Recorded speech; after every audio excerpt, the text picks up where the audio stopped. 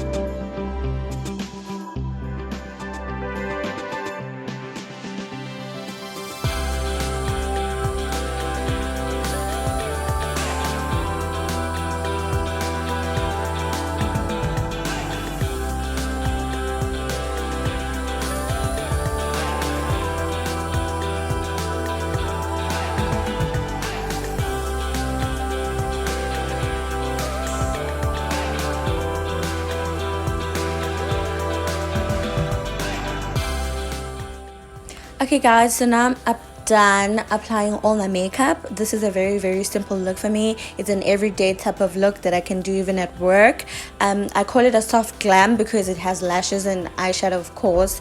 Otherwise you can do this anywhere. Thank you so much for tuning on today's video. Make sure to catch me again in another one.